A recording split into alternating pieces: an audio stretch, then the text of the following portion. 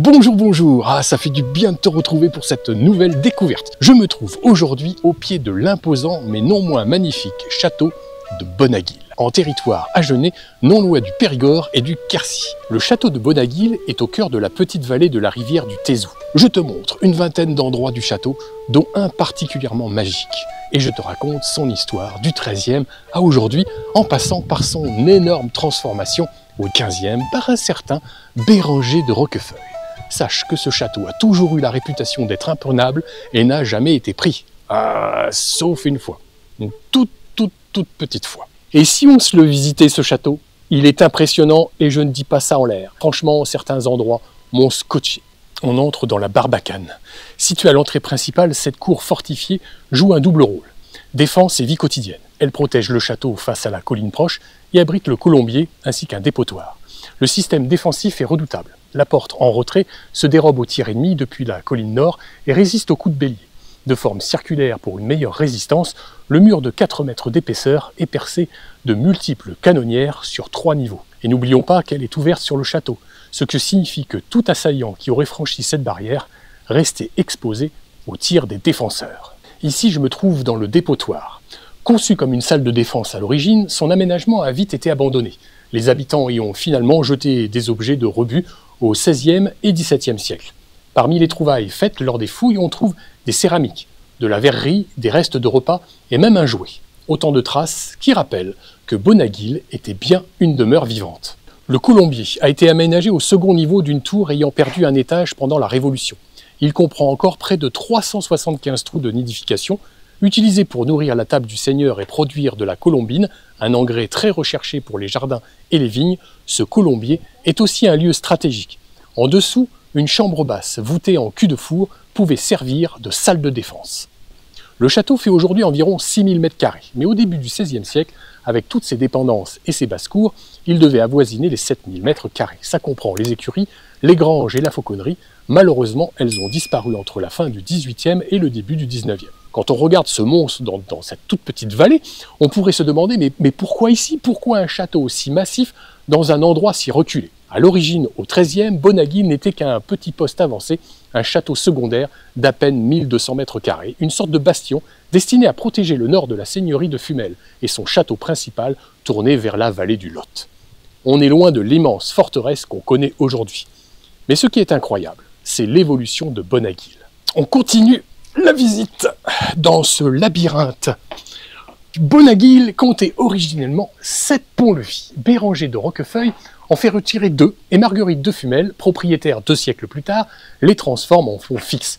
Celui qui est devant nous, enfin derrière moi, sécurisait l'entrée de la cour basse. Restauré en 2015 à des fins pédagogiques, il rappelle l'ingéniosité du château.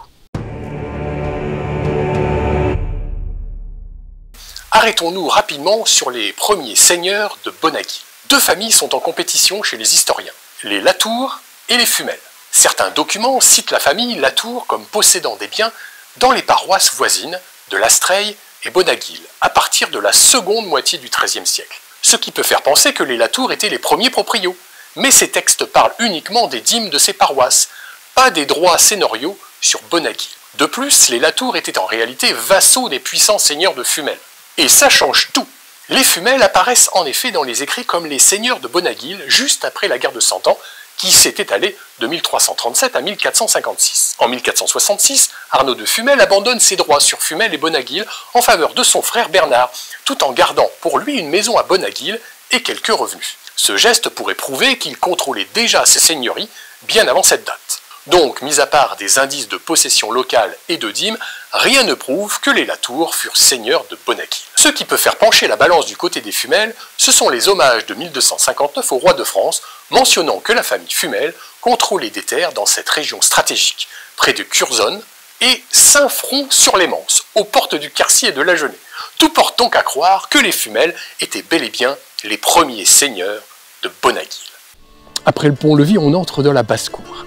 Cette basse-cour était dallée et inclinée au sud pour évacuer les eaux de pluie. Contrairement à ce que l'on pourrait penser, elle n'accueillait absolument pas d'animaux, mais servait de simple cour basse. Les encoches dans la roche à la base du donjon laissent imaginer un appentis pour stocker du bois de chauffage. Un logis appelé les loges derrière moi au XVIIIe siècle, est aujourd'hui partiellement détruit. Il clôturait la cour à l'est. Ce logis comprenait un appartement de 5 pièces, dont 3 avec cheminée, un luxe. Au fond de la basse-cour, à droite, une colonne indique l'emplacement d'une fontaine alimentée par la cour d'honneur. On continue d'avancer dans le château. La plateforme fortifiée est le logis sud maintenant. Conçu dès le XVe siècle pour permettre la circulation entre la cour d'honneur et le logis est, cette plateforme était autrefois reliée par un pont-levis. Béranger le remplace par la plateforme fortifiée et fait élever le logis sud. Celui-ci comprend notamment une lessivière et une pièce servant de couloir entre la terrasse et l'escalier en vis. Je vous emmène maintenant dans la boulangerie-pâtisserie de Bonaguil. Ce vestige du logis est abrite un grand four à pain et un petit four, réservé au levain et à la pâtisserie. L'arc de la haute du four est d'une ingénierie remarquable, fait de claveaux à crossettes qui s'emboîtent avec précision. La sole du four est tapissée de mâche-fer pour mieux capter et restituer la chaleur. Un couloir derrière le four mène à 3 canonnières, une latrine et un silo. On commence à s'enfoncer un petit peu dans les limbes du château, vous allez voir. Il y a une surprise dans très peu de temps.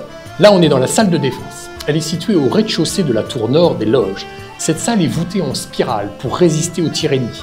Elle est percée de 3 canonnières et d'une fenêtre pour évacuer la fumée des armes, permettant de surveiller également la fosse Bray Est et le grand fossé nord. Une fosse Bray est une terrasse fortifiée protégeant la base du château. La fosse Bray Est forme avec la fosse Bray Sud, le grand fossé nord et le fossé ouest une défense extérieure cloisonnée. Et là, je vous emmène dans la casemate. Alors, la casemate, souvent enterrée pour résister aux tirs, est dotée ici de 8 canonnières et possède une voûte unique, construite à l'aide de coffrages. Les escaliers sont abrutissants. Et on va vers un petit jardin secret, enfin presque secret. On va avoir du courage pour monter les escaliers. Oh, j'imagine bien des assaillants venir ici, essayer de monter avec leurs épées. Voilà, je vous emmène dans ce petit jardin secret.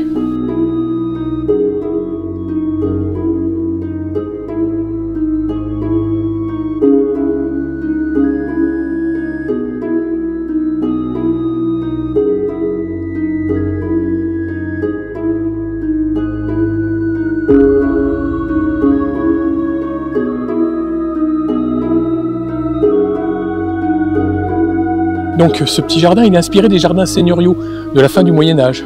Il est aménagé dans la fosse Bray Sud. La seule mention d'un jardin au château remonte au XVIIIe siècle, bien qu'il ait probablement existé dès le XVIe. Ben oui, il fallait bien un petit jardin, un potager, bien que les gens se nourrissent un petit peu quand même.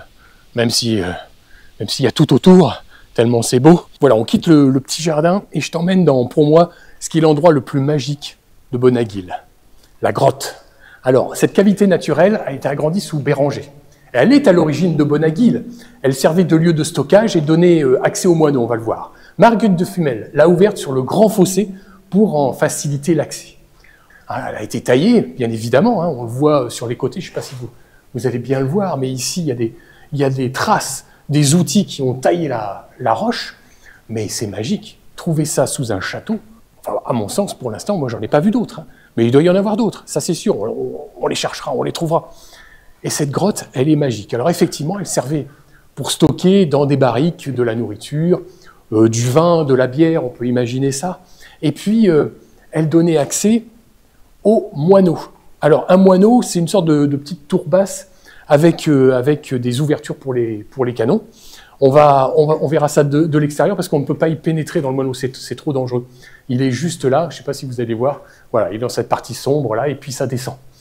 Alors ça, je vous présente mon copain, le pilori. Donc je ne sais pas si vous connaissez le pilori, c'est simple d'utilisation. Vous pouvez mettre ça dans votre salon. Mettez votre tête là, les 2 bras là, voilà, et puis vous êtes exposé en ville ou en tous les cas devant les gens qui habitent le château parce que vous avez fait des bêtises. Et que le seigneur, il n'est pas content. Alors, il ne vous met pas à mort parce que il est sympa, mais il vous colle au pilori. Ah, mais moi, je veux habiter ici, je vais le racheter, le château, tiens. À l'euro symbolique, parce que au prix où ça coûte à entretenir. Alors, le grand fossé nord, c'est un fossé naturel. Ce qu'il faut savoir, c'est qu'ici, là, il y avait une grotte et le plafond s'est effondré. Et ils s'en sont servis pour faire un fossé. Voilà, donc ça paraît assez étrange, vous voyez, la base des murs est en pierre, et puis ensuite, au-dessus, on a la construction. Non mais ce château regorge de surprises. Voilà, ça c'est le moineau. À la fin du Moyen-Âge, moineau, le nom moineau désigne un petit ouvrage fortifié dans un fossé sec. Celui de Bonaguil, un des plus anciens de France, protège le fond du grand fossé nord avec ses canonnières. Et donc ça défendait vraiment le fossé quand les assaillants arrivaient. Faut-il encore qu'ils puissent arriver ici, ils étaient reçus avec différentes canonnières qui pouvaient leur tirer dessus. On peut dire que Béranger savait recevoir. Voici Jean de Roquefeuille, le papa de Béranger, et parent des seigneurs de Fumel, mais aussi ancien membre de la Ligue du bien public. Aïe aïe aïe, un mouvement de rébellion contre le roi Louis XI en 1465. Donc Jean n'est pas aimé du tout par le roi, mais il a une idée derrière la tête. Il vient de racheter aux Fumel Bonaguil et ses terres, et a le rêve d'en faire une forteresse. Ni une ni deux, il rend hommage au nouveau duc d'Aquitaine, Charles, frère cadet du roi. Jean pensait ainsi obtenir les bonnes grâces du duc et se rapprocher du roi. Malheureusement, Charles meurt en 1472 et le duché retourne à la couronne, laissant Jean dans l'incapacité d'obtenir un permis de fortification pour Bonaguil. En raison de son passé rebelle et que Louis XI a une très bonne mémoire, il n'aura le pardon du roi qu'en 1478, notamment grâce au mariage stratégique de son fils Béranger avec Anne du Tournel, fille de la gouvernante du futur roi Charles VIII, fils de Louis XI. Dans son testament de 1477, Jean désigne Béranger, son troisième fils, comme héritier de ses nombreuses seigneuries, dont celle de Bonaguil. Béranger hérite non seulement des terres de son père, mais aussi de son rêve, bâtir un grand château fort, véritable symbole de la noblesse de la famille Roquefeuille. Là, ce que vous voyez là en contre-plongée magnifique, c'est la grosse tour. À l'origine, elle était haute de 35 mètres. Elle atteint aujourd'hui 28 mètres et servait de deuxième donjon au-dessus du village. Avec ses murs de 3 à 4 mètres d'épaisseur, elle dispose de 3 niveaux d'habitation, des espaces de stockage et des éléments de défense, comme les machicoulis et les canonnières. Les consoles en pyramide inversée qui soutiennent le chemin de ronde ajoutent une touche d'élégance à cette tour imposante. En fait, les pyramides inversées, c'est de l'encornellement breton. On pourrait être étonné de retrouver ça ici, mais ça montre quand même que Béranger était bien introduit à la cour de France et avait accès à des maîtres d'œuvre et à des architectes qui certainement avaient construit des châteaux à travers toute la France et qui avaient des nouvelles idées. Parce que la Bretagne, c'est pas à côté. Voici la chicane. Petite tour basse, elle servait à la fois de moineau et de tourelle, de flanquement. Elle illustre le cloisonnement défensif du château sous Béranger. Ce couloir en zigzag piégé de portes et de canonnières filtrait les mouvements entre le village et les basses-cours. On entre maintenant dans le logis seigneurial et la tour carrée. Alors le logis, il a été réaménagé à la fin du XVe siècle. Il se compose de 2 à 3 niveaux d'habitation avec des caves et des salles de défense dans les tours. La tour carrée, elle, a été ajoutée à cette époque et permet d'accéder au logis depuis la fosse Bray-Sud. Placée en hauteur, sa porte était autrefois protégée par un pont-levis, remplacé sous Béranger par l'escalier visible aujourd'hui. L'accès était surveillé par 2 canonnières frontales et une derrière. La tour comprend 4 niveaux, dont un étage abritant la chapelle seigneuriale privée, identifiable grâce à une fenêtre trilobée. On continue. On marche, ben oui, à Bonaguil. C'est grand, donc on marche. Et là, je vous emmène, alors là, dans la grande salle. C'est là où on fait la fête, enfin, normalement. Alors la grande salle, c'est le cœur de la vie du château. La grande salle du logis seigneurial servait de salle d'apparat, de réception, d'administration et même de salle de justice. Sous Béranger, comme sous Marguerite, les murs et la cheminée étaient enduits, les baies vitrées et le sol carrelé. Bah oui, les enfants, il fallait quand même un petit peu de luxe, quoi. Oh, c'est la grande salle. Regardez-moi comme c'est beau. Oh, ces poutres, ça fait rêver. Dommage que je ne puisse pas les emmener. Alors la construction de Bonaguil ne va pas se faire sans mal, même si Béranger a su manœuvrer comme il le fallait, d'abord pour obtenir un permis royal pour la construction d'un château fort, puis faire son possible, et oui, pour récupérer un maximum d'argent pour financer son projet. Révision des coutumes de Castelnau-Montratier en Quercy et quelques procès à droite et à gauche qu'il finira par gagner. Et oui, faire construire un château comme celui-ci, c'est pas donné. C'est entre 1485 et 1490 que Béranger de Roquefeuille se lance dans la construction de la forteresse, un projet ambitieux et surtout titanesque qui, après des années de travaux, est quasiment terminé en 1505. Preuve que le château est alors habitable, cet hiver-là, Béranger quitte son autre château de Blanquefort pour organiser 2 mariages, ceux de ses 2 filles, ici même à Bonaguil. Le premier, célébré le 23 décembre 1505, unit Madeleine de Roquefeuille à Louis de Lausière-Thémines. Et le second, le 15 janvier 1506, marie Isabeau de Roquefeuille à Pierre de Durfort. Imaginez l'agitation, les festivités dans cette grande forteresse, enfin prête à accueillir les siens. Ce même hiver de 1506, un autre événement symbolique marque la vie du château, la bénédiction du nouveau cimetière de Bonaguil en présence d'un représentant de l'évêque d'Agen, de Béranger lui-même et des représentants des habitants. Ce moment confirme aussi la reconstruction de l'église à cette date, véritable signe de reconnaissance pour la communauté autour de Bonaguil. Si quelques travaux ont peut-être suivi, l'essentiel du château, tel qu'on le voit aujourd'hui, est terminé. Bonaguil devient alors la demeure de Béranger et de sa famille, un symbole durable de son héritage. Et c'est ici, dans son château de Bonaguil, que Béranger de Roquefeuille passera ses dernières années avant de s'éteindre au début de l'année 1531. Il sera inhumé dans la chapelle Sainte-Barbe, située dans l'église paroissiale Saint-Michel de Bonaguil. Alors on marche maintenant dans la cour d'honneur. La cour d'honneur, attention, ça rigole plus. Elle était aussi appelée la cour haute ou cour seigneuriale. Elle est accessible depuis la Barbacane, qu'on a vu précédemment, par une grande porte charretière et un guichet pour les piétons. 2 grandes portes aux moulures gothiques donnent accès au logis seigneurial et au logis sud, ce dernier menant à la basse-cour. La cour d'honneur renferme aussi le seul point d'eau du château. C'est le puits. Et ce puits mesure, tenez-vous bien, 48 mètres de profondeur et 2 mètres de diamètre. Derrière le puits, un petit évier, autrefois fermé par un volet, est relié par un conduit à la fontaine de la basse-cour. Une porte en accolade donne sur un escalier en vis qui relie rapidement cour d'honneur, basse-cour, grotte et Fausse-Bray Sud. Ah oui.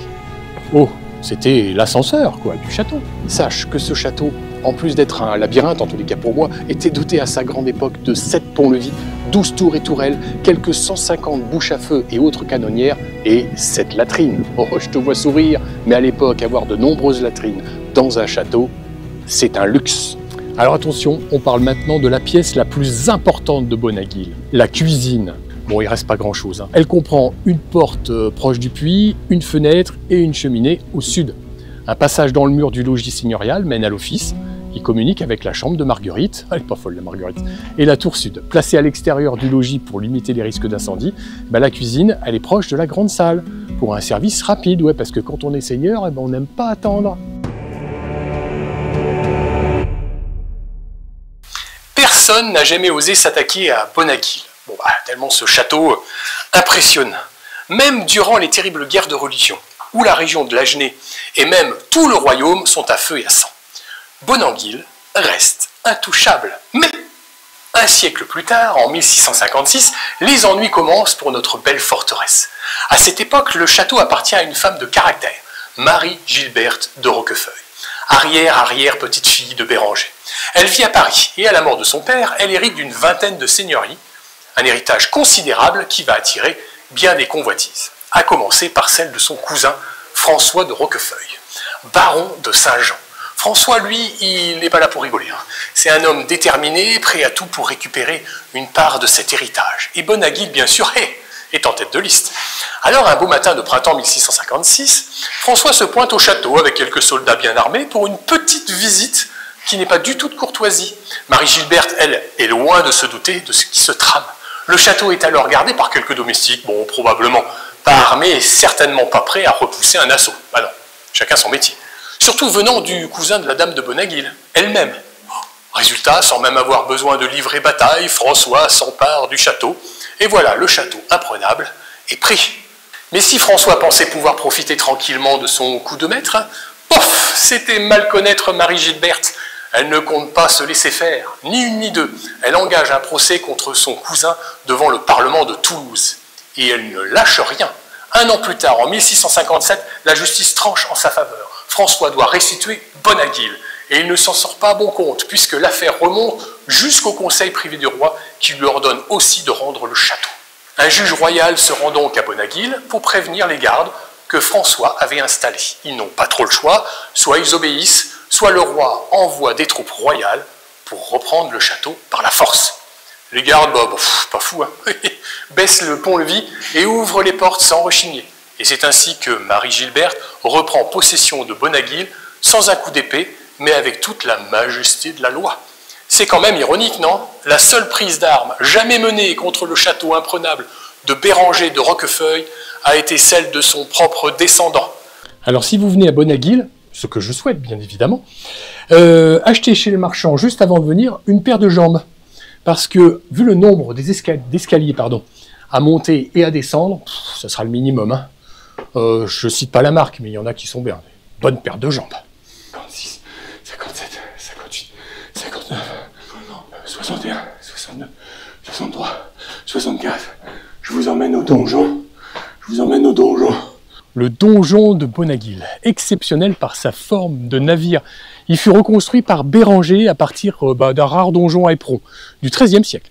Avec ses 3 niveaux de salle et une plateforme au sommet, là où on est, il servait de dernier refuge, bah oui, en cas de siège comme tous les donjons, de tour de guet, mais de symbole d'autorité aussi et même de coffre-fort du château, peut-être qu'il y a un trésor. Avant Béranger, l'accès au donjon se faisait par une échelle ou un escalier en bois, bon, on ne sait pas trop, depuis la cour d'honneur, visible encore aujourd'hui à 5 mètres de hauteur. Alors un peu plus tard, il y avait un escalier droit et un pont-levis qui a été supprimé au XVIIIe siècle. Il donnait accès à une tourelle d'escalier surmontée d'une petite plateforme pour guetter, forcément.